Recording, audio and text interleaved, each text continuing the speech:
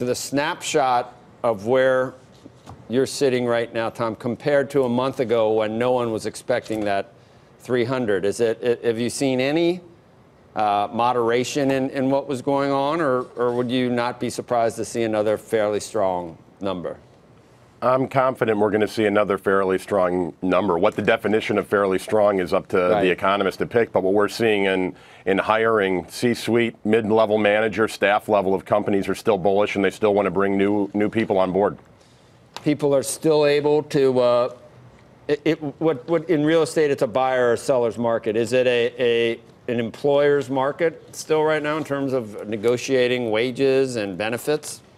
I'd say it's still an employee's market, but it's starting to turn. It's still an employee's market, but you can feel that employers they want to hire good people, they want to bring people on, but this isn't dot-com bubble of hiring anybody for anything. This is still in that post-Great Recession mentality, not economy, but mentality of saying we're going to hire very prudently, but we're bringing people on, and they're doing it in all sectors and all areas. Cybersecurity talent is now in demand more than, I mean, I was watching, actually I wasn't, but I heard about Rachel Maddow. I mean, if the Chinese turn off our electricity during the polar vortex and there's no heat, that drives it home for me. I don't want that to happen, Tom. We need to bone up our cybersecurity, don't we? I'm a Chicago guy, so I definitely want it to be warm. Did you see that piece? I mean, had you been thinking about that? I heard about it. Huh? I heard about it. I mean, listen, 30 years ago it was the Russians that were going to do it. Now it's the Chinese. Maybe it's a guy in a hoodie hacking you from the Starbucks. The fact of the matter is, what companies are doing more now than ever is protecting their data. And if you are in the technology space, cybersecurity, it may sound like a foreign language to a lot of the laymen out there, but that's really important. And IT continues to be, whether it's old-time mainframe computers or things in the cloud, IT and cybersecurity is really a huge growth area, and it continues to be. If you hadn't read about the government shutdown, is there anything just in the data that you have coming in that would have indicated to you that happened, or what was the effect on you and LaSalle?